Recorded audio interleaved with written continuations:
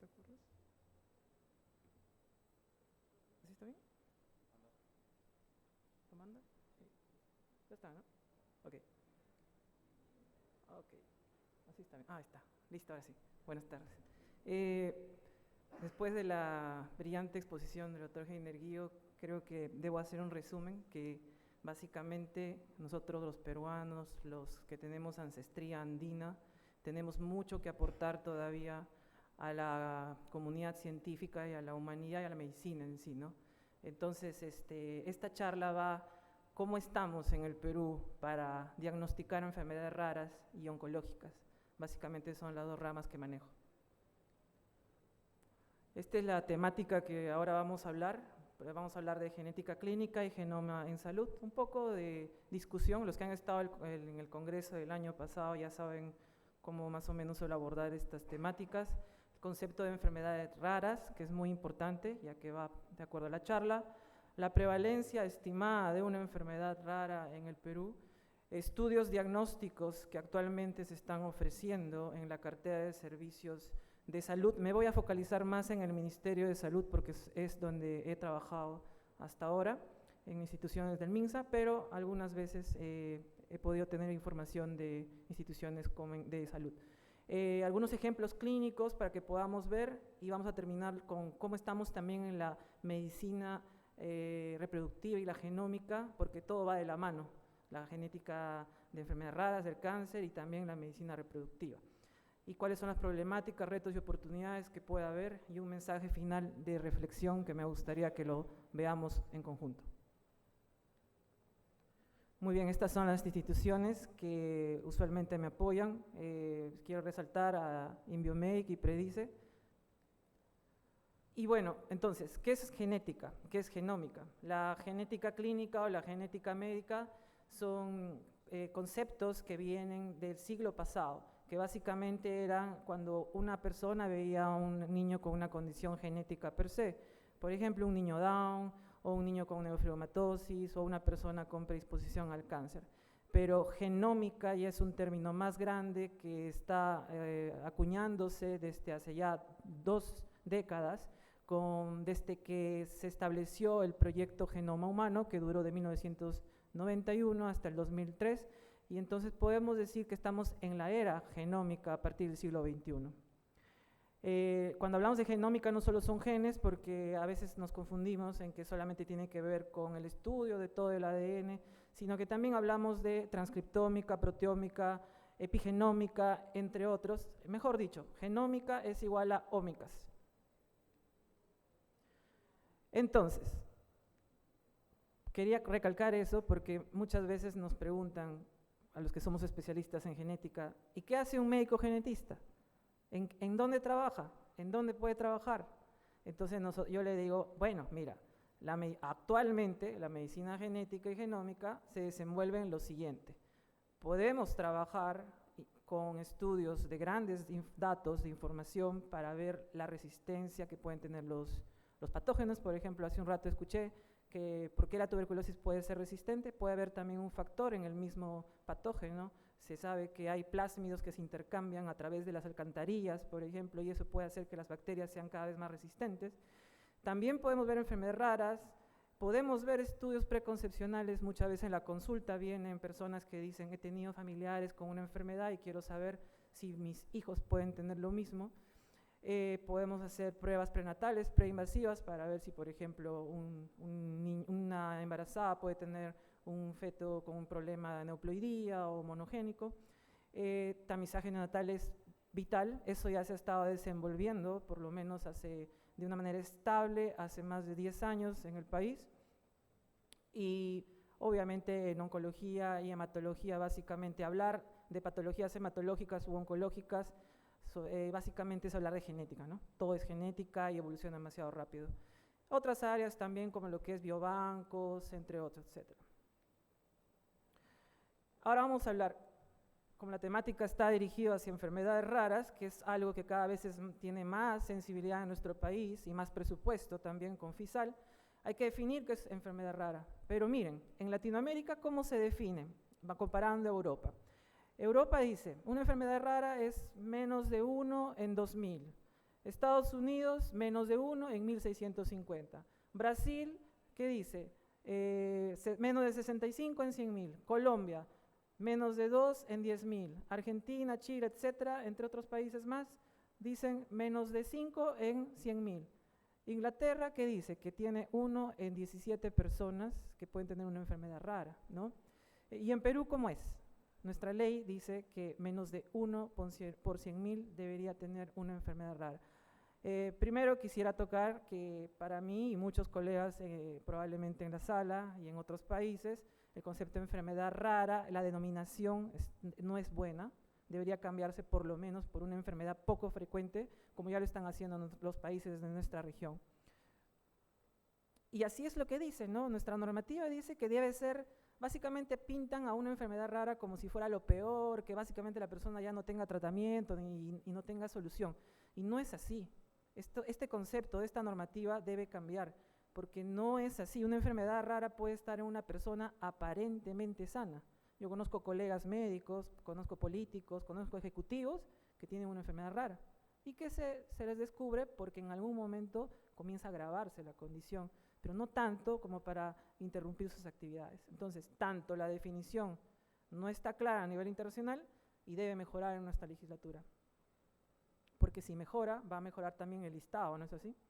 Entonces, como les decía, una enfermedad rara va a tener diferentes denominaciones desde el punto de vista epidemiológico. Hubo una revisión sistemática, que es la cual se basa la Organización Mundial de la Salud, que decía que el concepto más estándar podría ser de 40 50 en 100.000 para poder decir que es una enfermedad rara, pero todo esto va a cambiar de población en población, tocando en tema la charla anterior, porque tanto la población como la ancestría, efectos fundadores, la falta de consenso para la definición y también el número exacto, no sabemos cuánto es el número exacto de enfermedades raras, todo esto va a contribuir para poder tener una definición más clara y está en constante evolución. Hasta la fecha, para los que no tengan entendido, más o menos hay unas 8.000 enfermedades declaradas ya raras y con unas 3.000 más en curso de corroboración hasta el momento. Pero no solamente es que vamos a definir una enfermedad rara como tal, sino que también existen enfermedades ultra raras y enfermedades hiper raras. Como ustedes pueden ver aquí en el eje Y hay una población, por ejemplo, cuando existe, para decir una enfermedad hiper rara debe ser 1 o menos de 1 por 10 a la menos 8. Y existen enfermedades hiper raras, como por ejemplo algunas inmunodeficiencias, entre otras, ¿no? Entonces, ¿cuánto es la prevalencia de enfermedades raras en Perú?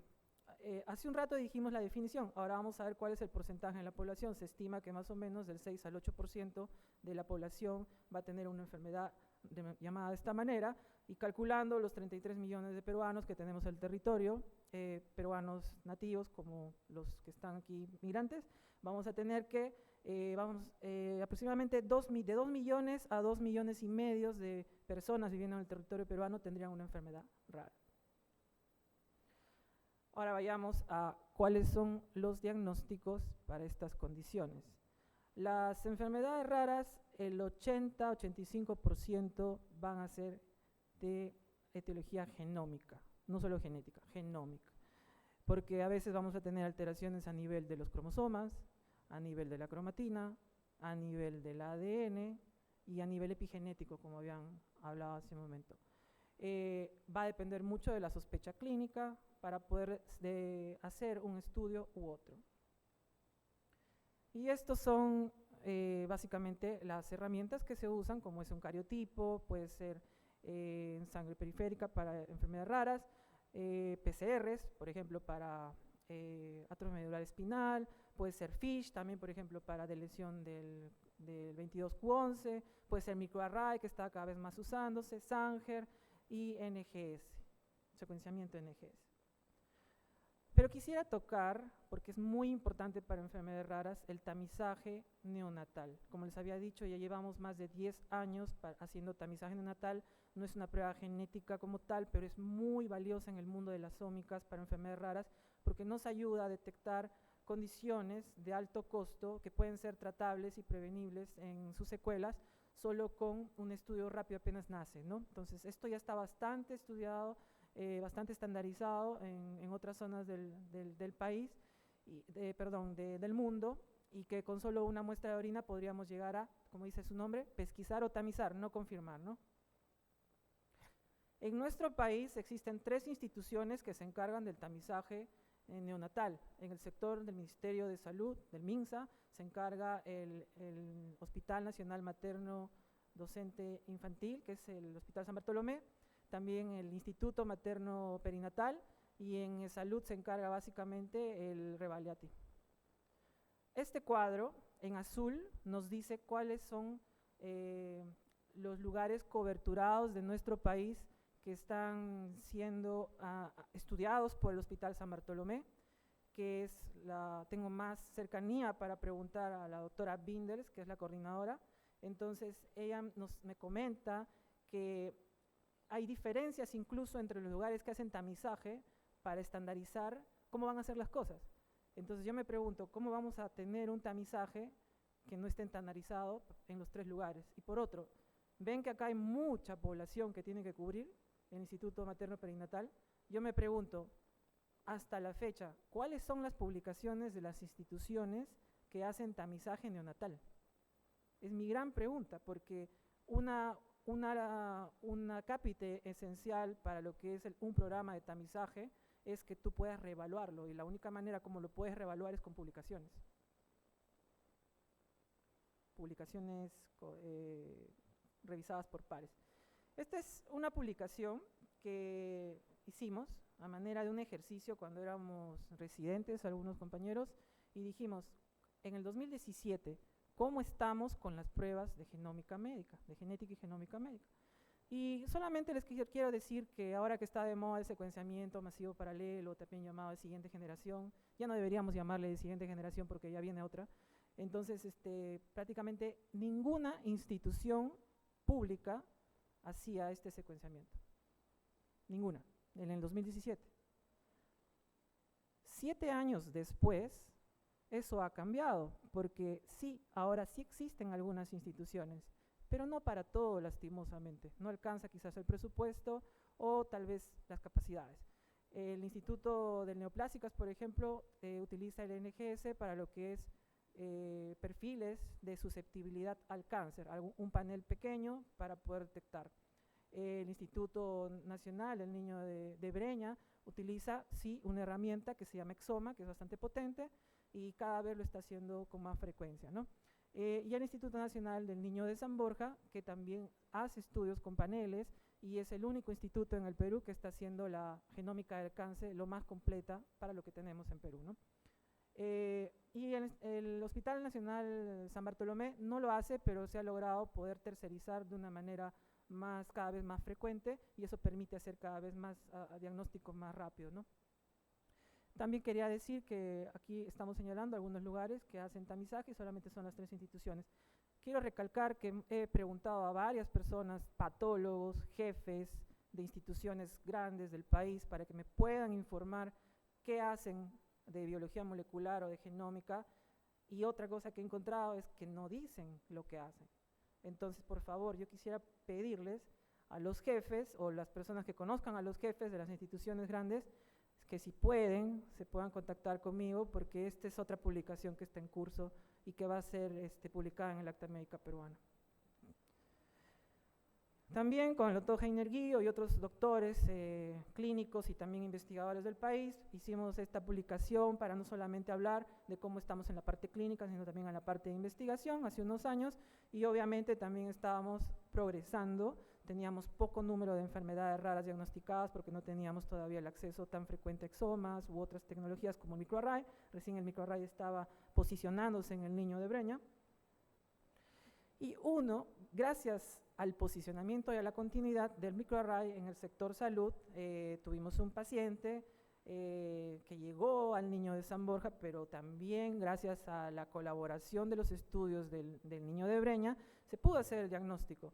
Y esto es bastante interesante porque el paciente fenotípicamente lucía como un niño Prader-Willi, pero cuando les hacíamos los estudios, diferentes paneles, no salía positivo hasta que mandamos a hacer un array, un microarray, y el niño de Breña sí pudo hacer el diagnóstico. El paciente tenía una disomía uniparental porque había heredado las 2 copias de la mamá. Y gracias a este estudio pudimos determinar que estaba dando vueltas por varios años, imagínense.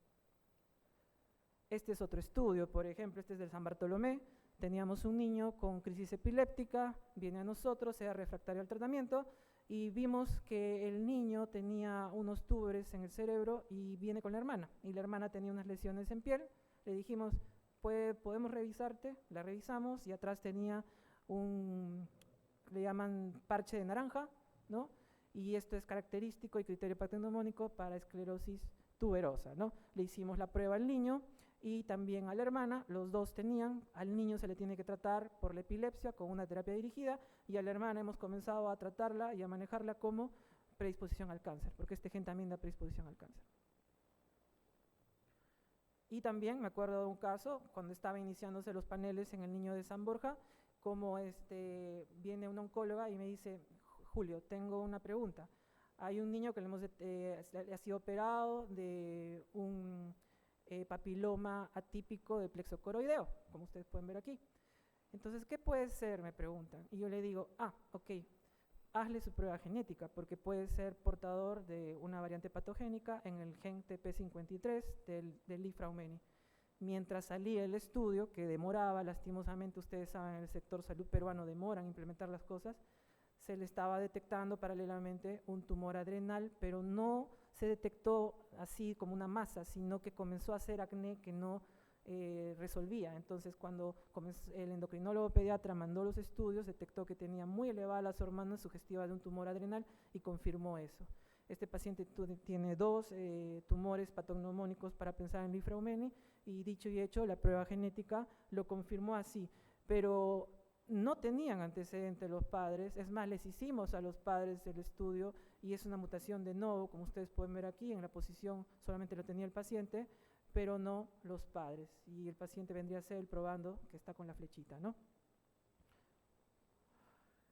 Y también estamos haciendo un esfuerzo para poder hacer el estudio somático también de las leucemias. Es un esfuerzo bastante grande porque iniciamos primero con un panel no validado internacionalmente en 2020, porque no había. En el mundo no había un panel comercial ni validado, entonces lo que nosotros hicimos fue diseñar un panel personalizado. Y gracias a ello estamos pudiendo obtener cómo es la leucemia linfoblástica aguda y entre otras de nuestros niños peruanos a nivel somático. ¿Qué mutaciones son las más frecuentes? ¿Qué genes son los más frecuentes? ¿Qué tipo de alteración puede ser lo más frecuente? Y no solo eso, sino que también estamos haciendo estudios de redes biológicas para ver cuáles son los mecanismos más prevalentes en este tipo de muestras obtenidas. Estamos tratando de continuar este esfuerzo en la institución y también estamos tratando de concatenarlos con algunos estudios de ancestría en el futuro, porque sí es importante ver la ancestría con estas mutaciones también, más adelante. Ahora, ¿qué pasa si uno dice, viene una persona a mi consulta y le detectamos algo, ¿no? Y me dice, doctor, yo tengo neurofibromatosis, yo tengo BRCA positivo, quiero tener un hijo pero que no tenga eso. Ustedes me preguntarán, eso no lo puedo hacer, tendrá que tener su hijo y esperar a la suerte, ¿no? Pero realmente no es así. Ahora, gracias a la medicina reproductiva y la genómica en ella, podemos saber que un embrión es de buena calidad y también podemos determinar qué embriones no tienen la mutación. Ahora veamos. Primero recordemos quiénes pueden ofrecer algún tipo de diagnóstico prenatal o preconcepcional. Preconcepcional podría ser las instituciones que tienen NGS, como el Instituto de Breña, también el San Bartolomé, se hacen pruebas preconcepcionales, pero, por ejemplo, prenatal, para cariotipo nada más, sufrimos. Y tengo algunas dudas porque creí ver algún momento que el Hospital 2 de Mayo sí estaba haciendo cariotipo de un líquido amniótico. No estoy seguro si la maternidad lo hace, la verdad. Si lo hacen, por favor avísenme para completar la tabla apropiadamente, pero después nadie más en el estado, se terceriza por lo general. Entonces solo cariotipo, imagínense, pero hay varios estudios más, ¿no?, que se pueden hacer. Por ejemplo, ahora vamos a la parte preconcepcional. ¿Qué pasa en este caso del paciente que vino a la consulta y quería saber si podía tener un hijo sin una mutación específica? Lo primero que tenemos que determinar es que el embrión sea de buena calidad y que no tenga una neuploidía, ¿no? Entonces, ahora sí tenemos la capacidad en los laboratorios de este tipo de tener a través de una biopsia embrionaria, poder tener tres posibilidades. La primera es que el embrión sea sano totalmente, euploide, y por lo tanto se desenvuelva normalmente, ¿no? como usualmente es. La segunda posibilidad es que sea aneuploide, por ejemplo acá pueden ver curvitas que están por arriba, bastante más arriba de lo esperado sería esta línea verde como ustedes pueden ver aquí, y como tiene dos aneuploidías básicamente es un embrión que no va a prosperar, ¿no? Ni siquiera se va a intentar implantarlo. Pero hay algunos embriones y muchas veces y cada vez más se consulta de que pueden haber mosaicos. Mosaico significa que tienen más de dos tipos de líneas celulares. Por ejemplo, los azulitos son normales y los rojitos tienen la aneuploidía. En este caso es una aneuploidía parcial y podemos observar que al final el embrión sería de esta manera y sí podría implantarse de acuerdo a algunos criterios, que no es motivo de esta charla. Entonces, lo primero, podemos detectar embriones de calidad y que puedan prosperar y aumentar las tasas de gestación, claro que sí. Lo otro es, pero nuestro paciente dijo que tenía una enfermedad monogénica, neurofibromatosis o BRCA1, ¿no? Ahora, el siguiente paso es, una vez que uno asegura con la prueba anterior que puede ser un embrión de buena calidad, el siguiente paso es hacerle el estudio dirigido a esa mutación puntual, que se llama PGTM. La anterior se llamaba PGTA, de aneuploidías. Entonces, tenemos que hacer eso y detectar cuáles son los embriones que no tienen esa mutación puntual.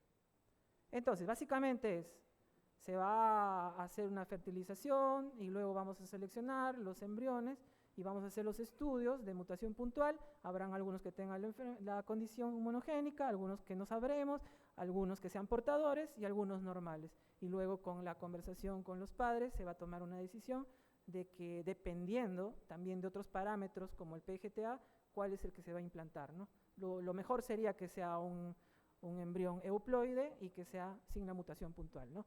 Entonces, tenemos las capacidades de prevenir enfermedades y poder llegar a hacerlo, sí. El problema es que solo lo hacen instituciones privadas en el Perú. Debería democratizarse, ¿no? Para que los costos bajen. Entonces vamos a decir que una vez seleccionado un buen embrión sin alteración cromosómica ni monogénica, podría implantarse en la mujer para que pueda tener una gestación tranquilamente.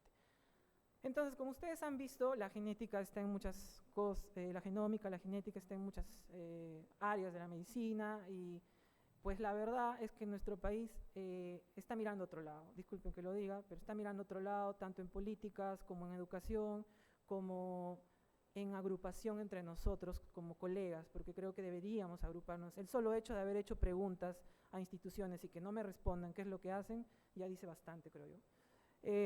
Entonces, lo primero es que hay problemas, costos, todo esto es costo. Tenemos que mejorar entonces las coberturas de salud o de qué manera podemos conseguir una facilidad, ¿no? Porque dinero sí hay, sabemos de algunas personas que aquí pueden ser gestoras probablemente. La complejidad, sí son complejos estos temas y van a ser más complejos, les digo, porque ahora se vienen más tecnologías que revolucionan más la medicina. Falta investigación. No puede ser que en nuestro país estemos a la cola de la medicina de la precisión y eso es porque no tenemos investigación. No se facilita en los hospitales, en las instituciones, una investigación y colaboración con universidades o centros privados. No hay un mecanismo administrativo. Yo vengo haciendo proyectos en instituciones y es una tarea dantesca hacer investigación en el sector público, la verdad. Administrativamente hablando, es un problema, o sea, y no entiendo por qué. Porque ahí están los pacientes, ahí están las muestras, ¿no? Falta de estándares, habíamos hablado que faltaba estandarizarse el tamizaje neonatal entre las tres instituciones, y yo me pregunto, ¿por qué? Si ya lo están haciendo hace más de 10 años. Falta de capacitación, eso también es vital, nosotros debemos promover que las personas se capaciten, regresen, se vuelvan a capacitar, regresen, implementen. Tenemos que hacer un flujo continuo de esto, porque una persona no lo va a hacer, un grupo de personas no lo va a hacer, para cambiar nuestro sistema de salud. También tenemos aquí que necesitamos incluir obviamente en la parte educativa, porque esto evoluciona tan rápido que probablemente nuestros alumnos, si no aprenden lo que nosotros sabemos ahora, van a estar en una desventaja tremenda con el mundo, ¿no? eso es obvio, ¿no? Entonces nosotros tenemos que transmitir la medicina genómica y de precisión. También tenemos aquí estandarización de procesos y también, como mencioné, promover la cultura de medicina de precisión o personalizada.